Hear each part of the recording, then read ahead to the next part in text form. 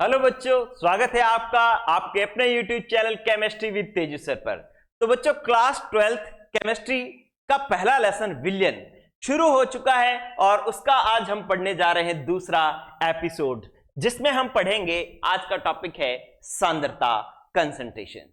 शुरू करते हैं, लेकिन जैसे कि आपको पहले बताया जा चुका है कि पूरा सिलेबस अपलोड होने वाला है, इसलिए आप चैनल को कर लें सब्सक्राइब और पढ़ना शुरू कर डालें। चलिए, सांद्रता सांद्रता होती क्या है उससे पहले बना लेते हैं सांद्रता। इधर ध्यान दें बच्चों कि ये मेरे पास एक पात्र है, आराम से बातें बनेंगी और फिर हम उसके हिसाब से पढ़ना शुरू करेंगे। देखो, ये पात्र है और इसके अंदर ये मैंने कोई विलयन भर दिया है। ये मेरे पास इसके अंदर क्या पड़ा है? विलयन। देखो, ये वाला डायग्राम डेली बना करेगा, ठीक है, रोजाना बना करेगा, लेकिन थोड़ा थोड़ा अंतर हुआ करेगा। आपको बस आपकी पैनी नजर बनाए रखनी है। हुआ क्या कि मैंने इसके अंदर भरा है विलयन। गौर करना, क्या भरा है? मैंने भरा है इसके अंदर बच्चों विलयन भरा है। क्या भरा है? विलयन। और ये विलयन कितना है? 1 लीटर है। कितना है? 1 लीटर। अभी हम परिभाषा बनाने वाले हैं।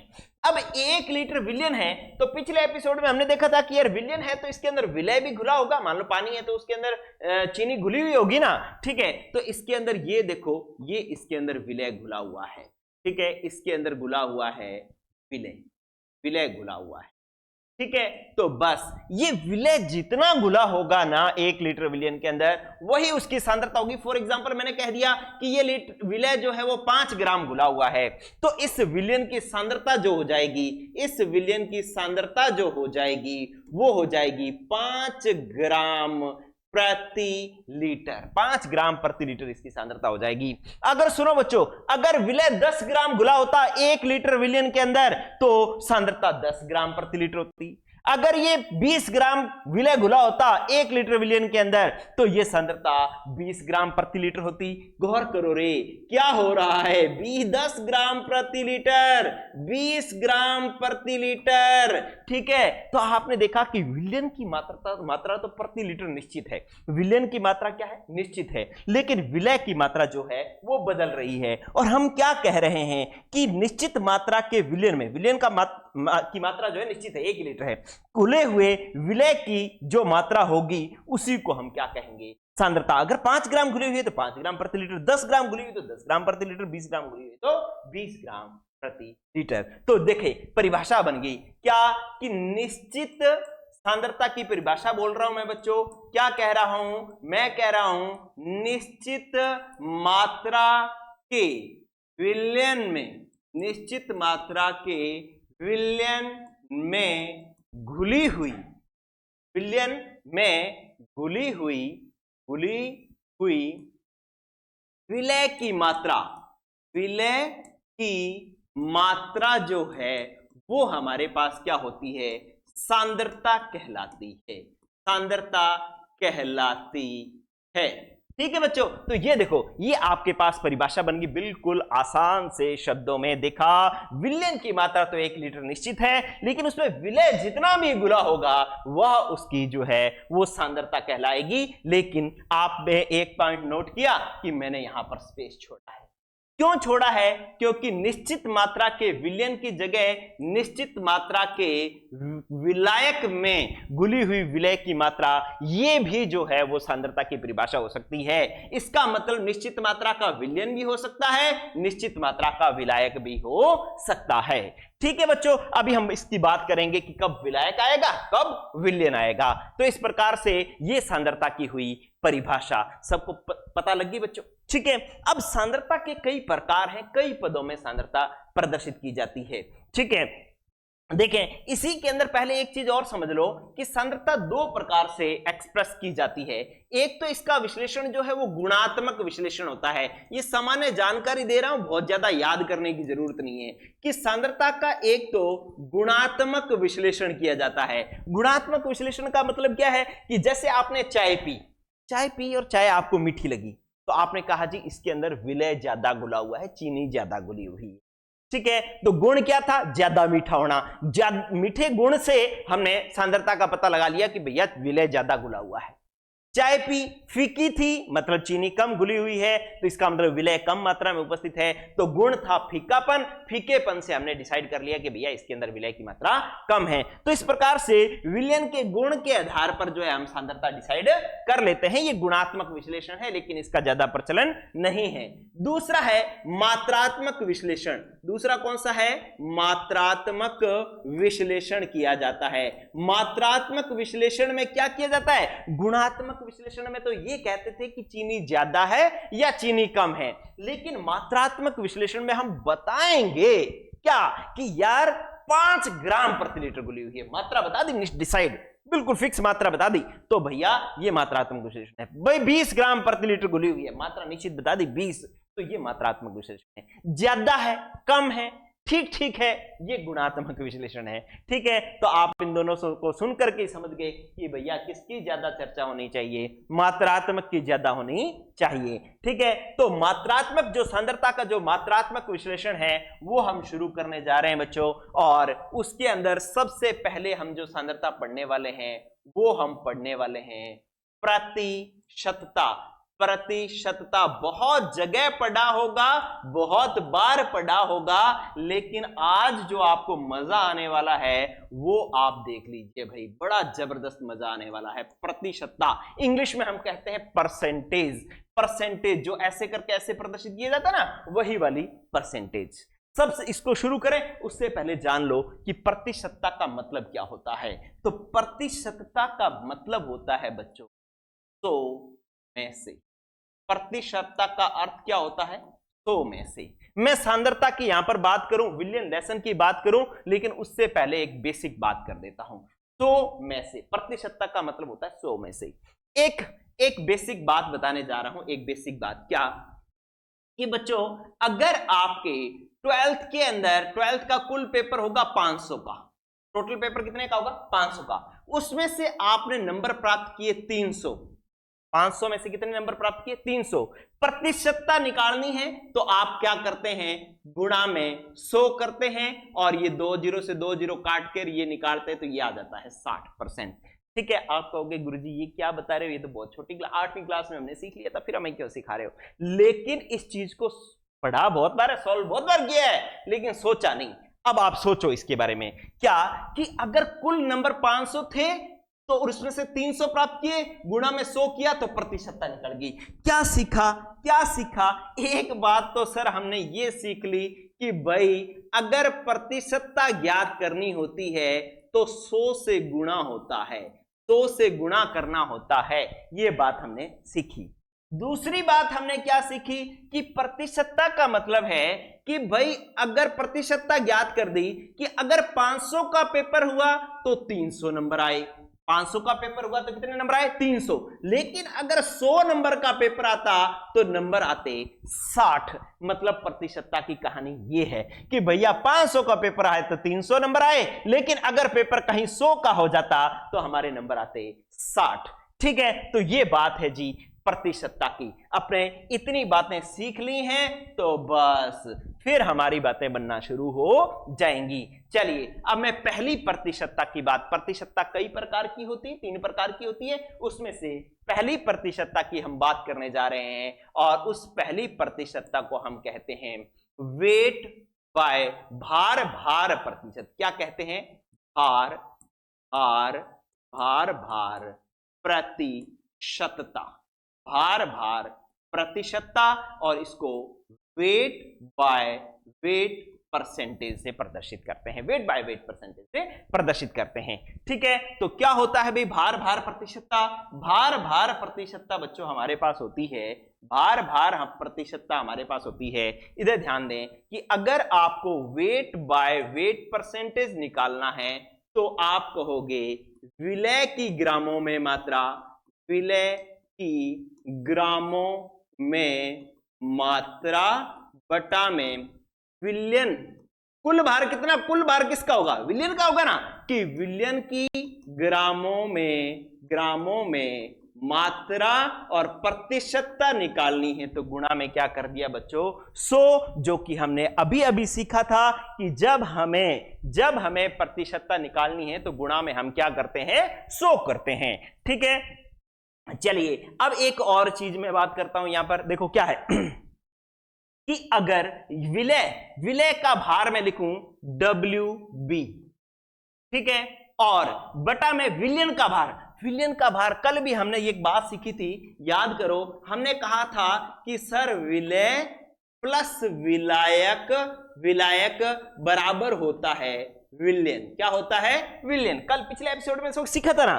तो अगर यहां पर विलयन का भार रखना है तो विलयन का भार विलय और विलायक का भार जोड़ देंगे तो विलयन का भार आ जाएगा, ठीक है। तो विलय का भार मैं मान रहा हूं WB और विलायक का भार मैं मान रहा हूं WA, ठीक है, और गुणा में क्या कर दे रहा हूं 100। B हमारे पास विलय है, A हमारे पास विलायक है, तो विलय का भार और बटा में विलय प्लस विलायक का भार गुणा में 100, तो ये है हमारे पास प्रतिशत, ठीक है। अब इस बात का मतलब क्या होगा? इस बात का मतलब होगा, एक उदाहरण समझिए बच्चों, एक उदाहरण समझिए। इधर देखो कि अगर आपको कहीं लिख करके दे दिया कि 10%, कौन से वाला प्रतिशत भाई? Weight by weight, glucose, glucose का जलीय विलयन है, ये लिखा हुआ है। अब इस बात का मतलब समझो, इस बात का मतलब क्या है कि अगर लिख दिया 10% वेट बाय वेट ग्लूकोज का जलीय विलयन है, इस बात का मतलब क्या है? इस बात का मतलब ये है भाई, इस बात का मतलब ये है क्या, इधर ध्यान दें, इस बात का मतलब ये है कि 10 ग्राम ग्लूकोज, 10 ग्राम ग्लूकोज घुला हुआ है कितने ग्राम में भाई?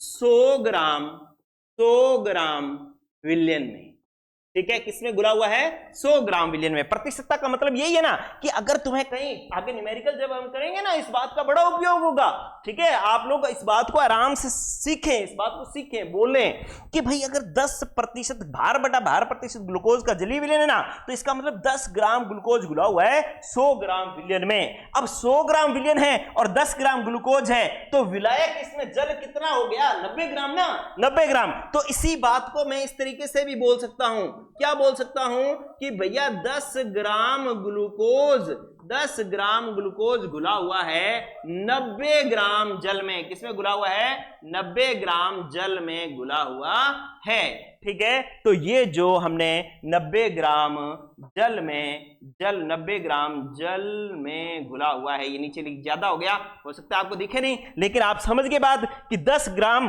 भार भार प्रतिशत ग्लूकोज का जलीय विलयन को अगर समझना चाहो तो आप कहोगे भैया 10 ग्राम ग्लूकोज है जो कि 100 ग्राम विलयन में घुला हुआ है। और विलयन क्या होता है? विलय प्लस विलायक। अगर विलय 10 ग्राम है तो विलायक कितना हुआ? 100 में से 10 चला गया तो बचा 90, तो इसका मतलब पानी कितना है? 90 ग्राम। तो हम कहेंगे 10 ग्राम 100 ग्राम विलयन में घुला हुआ है, या 10 ग्राम ग्लूकोज 90 ग्राम जल में घुला हुआ है, ठीक है। तो ये वाली बातें अगर आपको बोलनी आ गई तो बस बल्ले बल्ले, क्योंकि इसकी बड़ी जरूरत पड़ने वाली है, ठीक है। अब एक और नेक्स्ट बात सीखें इसी के अंदर, भार भार प्रतिशतता के अंदर। इधर देखें कि ये जो इकाई है ना, ये स्टार लगा करके बात समझें, क्योंकि इस तरीके के क्वेश्चंस बोर्ड में पूछे जा चुके हैं। क्या क्वेश्चन? वो कहता है कि भाई ये जो भार भार प्रतिशतता है, सांद्रता की ये जो भार भार प्रतिशतता इकाई है, इसका कहां उपयोग किया जाता है? ये उपयोग किया जाता है भाई भार भार वेट बाय वेट परसेंटेज इकाई का उपयोग, इकाई सांद्रता की इकाई का उपयोग जो है वो किस में किया जाता है? इसका उपयोग किया जाता है बच्चों औद्योगिक रसायनों के निर्माण में। औद्योगिक, औद्योगिक रसायनों, रसायनों के निर्माण में जो है इसका उपयोग किया जाता है। तो ये बात आपको ध्यान रखनी, कई बार क्वेश्चन पूछ लिया जाता है कि weight by weight percentage unit का उपयोग कहां किया जाता है? तो जो औद्योगिक रसायन बनाए जाते हैं उसके अंदर उपयोग किया जाता है। औद्योगिक रसायन मतलब, इसका भी एग्जांपल समझ लो। इसका एग्जांपल है कि जैसे अगर 3.6 एक औद्योगिक रसायन है, एग्जांपल समझो कि इसका एक औद्योगिक रसायन है जिसका नाम है ब्लीचिंग, ब्लीचिंग विलयन, ब्लीचिंग विलयन।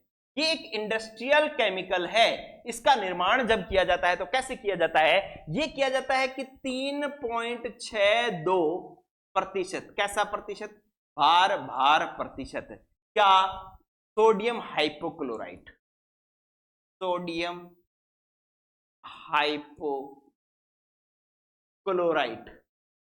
क्लोराइट है, डे नहीं है, क्लोराइट, क्लोराइड का जो विलयन है, का विलयन वो ब्लीचिंग विलयन होता है।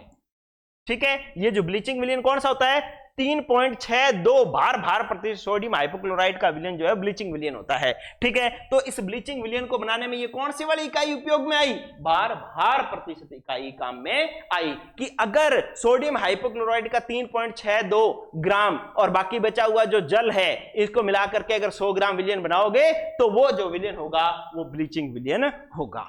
ठीक है, तो इस बात का भी आपको उपयोग करना है, ये भी अभी बोर्ड में पूछा गया था कि जो ब्लीचिंग विलयन होता है उसमें सोडियम हाइपोक्लोराइड की कितनी प्रतिशत मात्रा होती है, 3.62 भार प्रतिशत होती है। ठीक है बच्चों, तो इस प्रकार से जो प्रतिशतता की एक बात हमारे पास पूरी हो चुकी है, जिसका मतलब था भार प्रतिशतता। तो अभी तक हमने एक तो सांद्रता देखी कि भी निश्चित मात्रा के विलायक विलयन में उपस्थित या घुली हुई विलय की मात्रा सांद्रता कहलाती है। एक गुणात्मक विश्लेषण होता है, एक मात्रात्मक विश्लेषण होता है। और फिर हमने पढ़ा कि भाई भार प्रतिशतता क्या होती है, 100 में से, जिसके अंदर पहली प्रतिशतता हमने पढ़ी भार प्रतिशतता, सूत्र क्या होता है और एग्जाम्पल क्या है, और फिर हमने पढ़ा ये इकाई कहां उपयोग में आती है, उसका क्या उदाहरण है। अब आ जाओ आप नेक्स्ट सांद्रता की अगली इकाई हम पढ़ने जा रहे हैं बच्चों, और जिसका नाम है क्या, इसका नाम है आयतन प्रतिशतता, आयतन प्रतिशतता। ठीक है, ये लो, ये इकाई हमने दूसरी प्रतिशतता की दूसरी इकाई पढ़नी है, आयतन प्रतिशत। चलिए आयतन प्रतिशतता हम कैसे पढ़ने जा रहे हैं भाई, तो आयतन प्रतिशतता इसको प्रेजेंट किया जाता है V/V percentage, volume by volume percentage. ठीक है, तो ये भी वैसे ही बनेगा, कैसे बनेगा, इधर ध्यान दें। ये हमारे पास बनेगा कि इस तरीके से बन सकता है, हम कहेंगे कि अगर आपको आयतन बटा में आयतन प्रतिशतता निकालनी है तो विलय का आयतन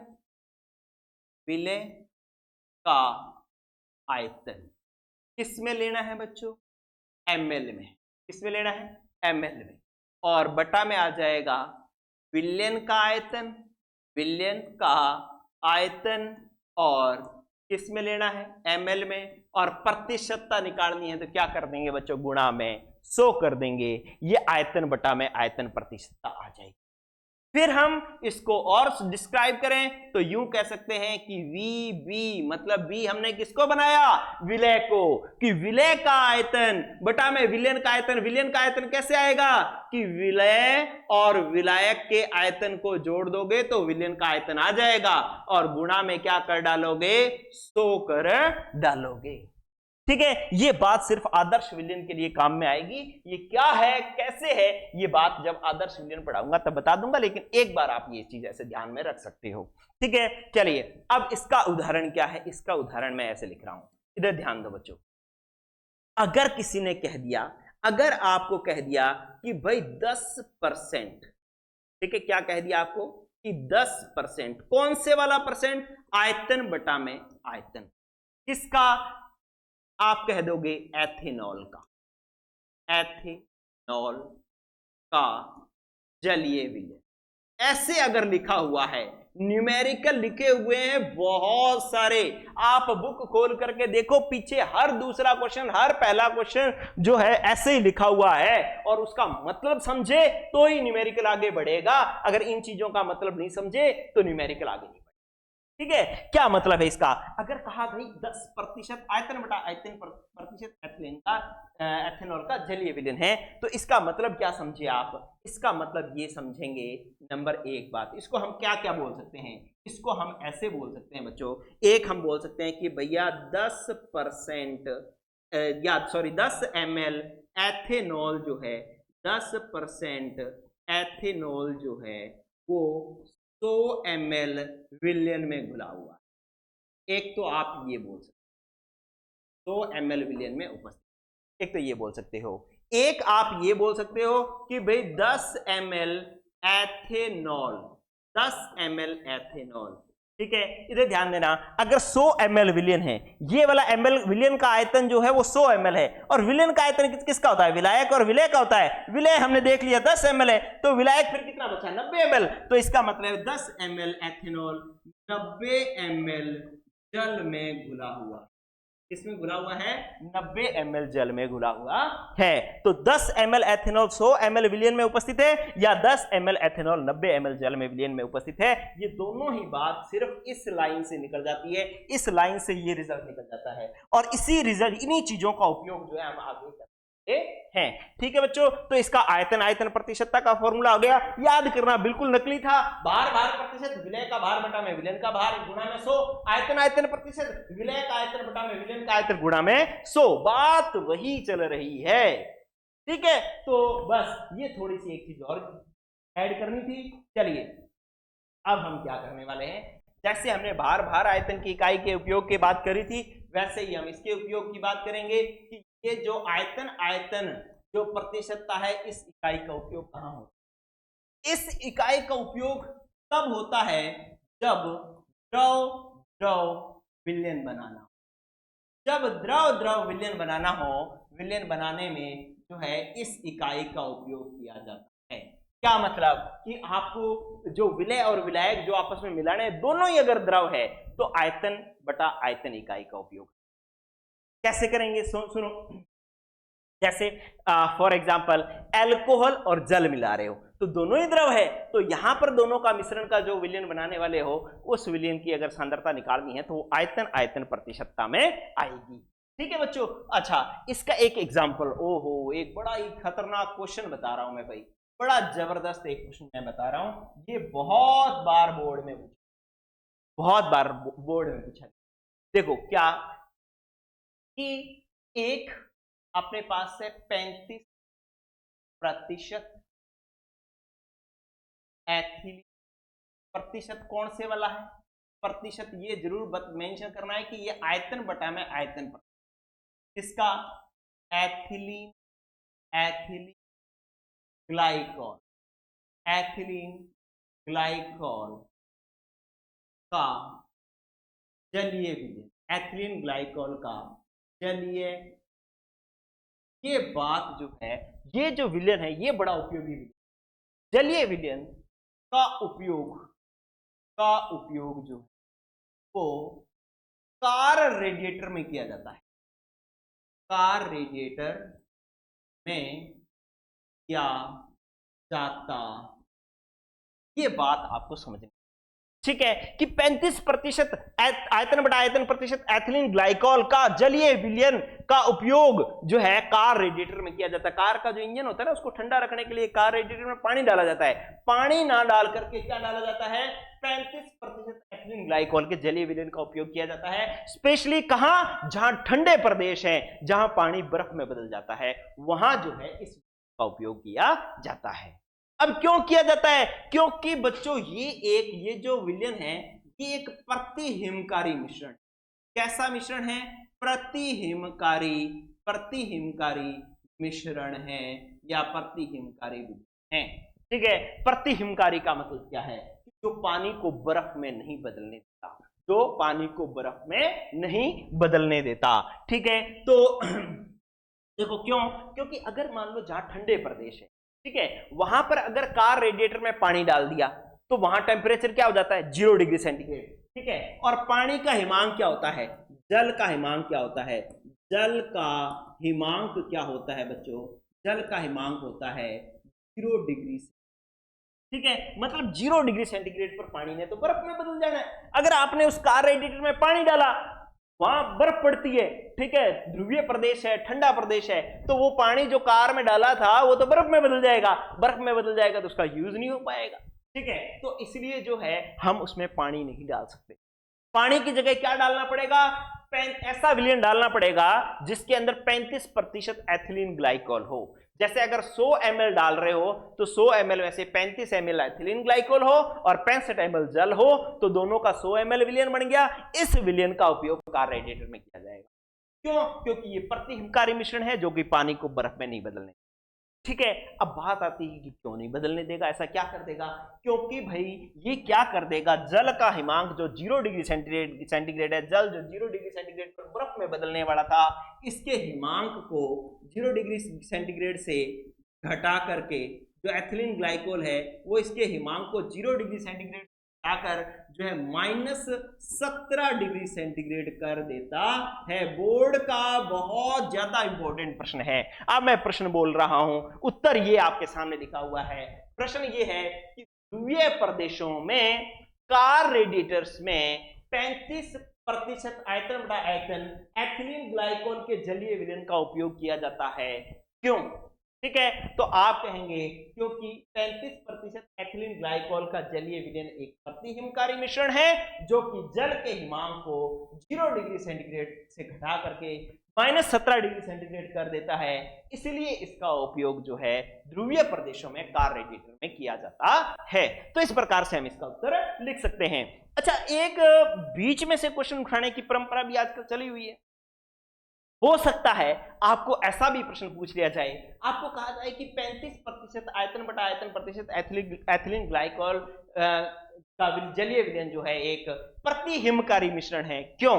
तो आप उसका यहां से क्वेश्चन हुआ है तो आप उत्तर यहां से लिखोगे, आप कहोगे यह है प्रतिहिमकारी मिश्रण है क्योंकि ये जल के हिमांक को 0 डिग्री सेंटीग्रेड करके -17 डिग्री सेंटीग्रेड कर देता है, इसलिए ये एक प्रतिहिमकारी मिश्रण है। ठीक है बच्चों, तो इस प्रकार से जो है आप इस बात का भी एक बढ़िया से एक आयतन बटा आयतन प्रतिशत का जो बात थी कि आपने यहां पर पढ़ी, फिर आपने इसका उपयोग पढ़ा, फिर इसका एक एग्जाम्पल पढ़ा, 2 क्वेश्चन पढ़े। चलिए जी, अब प्रतिशतता की तीसरी इकाई पर आ जाते हैं हम, और जो कि एक लास्ट इकाई है जिसको हम कहते हैं हार। ये तीसरी आ गई, हार आयतन आयतन प्रतिशत, भार आयतन प्रतिशत का वेट बाय वॉल्यूम परसेंटेज। अगर ये अपने आप बना लो, अपने आप मुझसे पहले बना लो तो प्लीज कमेंट कर दो, कमेंट कर दो बच्चों। अगर मुझसे पहले ये बना लेते हो तो इसको जो है कमेंट में लिख डालो। ठीक है, कैसे बनाओगे? इधर आओ, अगर आपने कहा भार भार प्रतिशतता तो इधर आ, अभी देखो आपने क्या कहा, आपने कहा जी भार भार प्रतिशतता, ये लो भार भार प्रतिशतता आपने कही तो कहा विलय का भार बटा में विलयन का भार गुणा में 100। ठीक है, अब आपने कहा नेक्स्ट आयतन आयतन प्रतिशतता, आयतन आयतन प्रतिशतता तो विलय का आयतन बटा में विलयन का आयतन गुणा में 100। और अगर बच्चों आपको कह दिया भार आयतन प्रतिशत तो विलय का भार बटा में विलयन का आयतन गुणा में 100। ठीक है, तो अब इसको बनाने में कहीं दिक्कत है ही नहीं, कोई दिक्कत नहीं है। अगर इसमें कोई दिक्कत आई तो फिर तो बात ही गड़बड़ है कि आपको कहा गया भाई भार बटा में आयतन गुणा में 100, वेट बाय वॉल्यूम परसेंटेज। अगर निकालना है तो फॉर्मूला बन गया विलय का भार, विलय का भार बटा में विलयन का, ऊपर आगे भार है, बटा में क्या है आयतन, तो आयतन किसका आएगा? विलयन, विलयन का आयतन। ध्यान रखना अगर ये ग्राम में है तो ये ml में होगा। ठीक है, ये ध्यान रखना। और अगर प्रतिशतता निकालनी है तो गुणा में 100। ठीक है बच्चों, तो इसका मतलब हो जाएगा भार बटा में आयतन प्रतिशत। ठीक है, अगर इसको आपको लिख दिया किसी ने, इसको आपको लिख दिया किसी ने कि भैया 10%, या आपको कहा गया कि एग्जाम्पल क्या कहा गया कि 10 वेट बाय वॉल्यूम परसेंटेज। ठीक है, आपको क्या कहा गया कि वेट बाय वॉल्यूम परसेंटेज 10% लिखा है, क्या इसको ऐसे लिखते हैं अपने कि भाई 10%, लेकिन कौन से वाला? वेट बाय वॉल्यूम पर। ठीक है, किसका है? किसका है? शर्करा का जलीय विलयन है। इसका मतलब क्या होगा? इसका मतलब क्या होगा? इसको हम ये कह सकते हैं, इसको ये कहेंगे कि जी क्या कहेंगे? हम कहेंगे जी कि 10 ग्राम शर्करा घुली हुई है। 10 ग्राम शर्करा 100 ml विलयन में घुली हुई है, 100 ml विलयन में घुली हुई है। ठीक है, इसका मतलब ये होगा। लेकिन ध्यान रखना, इस बार हम जल का आयतन नहीं बता सकते, क्योंकि ऊपर ग्राम में है, बटा में आयतन, ऊपर भार है, नीचे आयतन है, इसलिए यहां पर दोनों का विलय का भार और विलयक का आयतन जुड़ करके विलयन का आयतन नहीं बनेगा। इसलिए यहां पर जो दूसरी टर्म हम लिखते थे वो नहीं लिख सकते। ऐसा नहीं लिख सकते कि 10 ग्राम शर्करा 90 ग्राम जल में उपस्थित है, ये नहीं लिख सकते। सिर्फ एक ही बात समझ सकते हैं इससे, क्या कि 10 ग्राम शर्करा घुली हुई है 100 ml विलयन में, लेकिन विलायक का भार कितना है वो इतनी सी स्टेटमेंट से हम नहीं बता सकते। ठीक है बच्चों, तो इस प्रकार से ये बात भी होगी। भार आयतन प्रतिशतता। और इस इकाई का उपयोग कहां किया, इस इकाई का उपयोग कहां किया जाता है? इसका उपयोग जो किया जाता है वो किया जाता है बच्चों, इसका उपयोग कहां किया जाता है? इसका उपयोग किया जाता है कहां पे? ये किया जाता है अपने पास फार्मेसी में। फार्मेसी मतलब जो दवा निर्माण की कंपनियां हैं या दवा निर्माण जो किया जाता है वो इस इकाई का उपयोग करके जो है वो किया जाता है, भार बटा में आयतन प्रतिशतता। आपने कोई खांसी की दवाई देखी तो खांसी की दवाई पर कुछ अवयव लिखा होगा ना, तो ऐसा लिखा होगा कि 3.2 वेट बाय वॉल्यूम परसेंटेज ये केमिकल उपस्थित है, ऐसे करके लिखा होगा, वेट W/V लिखा होगा। आप अभी खांसी की दवाई की वीडियो के बाद चेक करके देखना, उसमें जो कंपोनेंट लिखे होंगे W/V, वेट बाय वॉल्यूम, भार बटा में आयतन प्रतिशत के हिसाब से जो है वो सांद्रता लिखी हुई होगी उसके ऊपर। तो दवा निर्माण या फार्मेसी में इसका भार आयतन इकाई का प्रतिशतता का उपयोग किया जाता है। ठीक है बच्चों, चलिए, तो इस प्रकार से प्रतिशतता हुई कंप्लीट। मैं कुछ बातें लिख करके आपको से पूछ रहा हूं, आप मुझे बताना कि भाई इसमें कौन क्या कितना है। कुछ क्वेश्चंस लिख रहा हूं जो आपको कमेंट में लिख करके उसके आंसर देने। जैसे अगर मैंने लिख दिया कि 15% है, और प्रतिशत कौन से वाला है? भार प्रतिशत है, वेट बाय वेट परसेंट। ठीक है, भार प्रतिशत है किसका? ये है जी NaOH का जलीय है, जलीय विलयन है, विलयन। ठीक है, तो आपको इसके अंदर NaOH का भार बताना है, NaOH का भार कितना होगा और जल का भार कितना होगा, जल का भार कितना होगा ये बताओ। ठीक है, एक क्वेश्चन मैंने ऐसे लिख दिया, मैंने लिख दिया कि भाई अपने पास मैंने लिख दिया 36%, लेकिन कौन से वाला प्रतिशत? आयतन बटा में आयतन क्या है? ये है हमारे पास HCl का जलीय विलयन है। ठीक है बच्चों, तो इसके अंदर तुमने बताना है HCl का आयतन कितना है, HCl इसके अंदर कितना पड़ा है। ठीक है, और इसके अंदर जल का आयतन कितना है।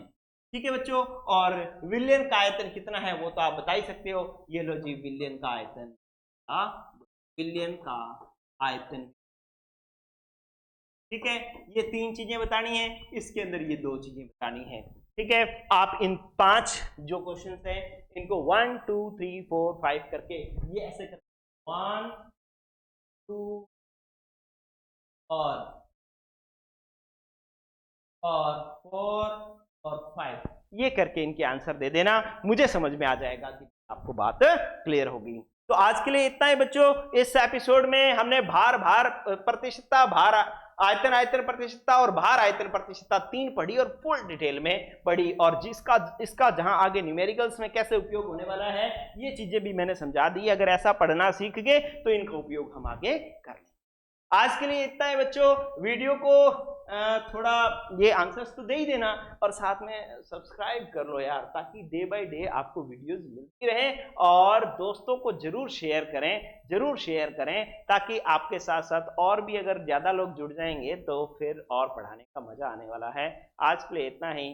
Good luck, good bye. अगला टॉपिक जो लेकर के आ रहे हैं वो लेकर आ रहा हूं मैं, PPM, पार्ट्स पर बिलियन। मिलते हैं अगले एपिसोड।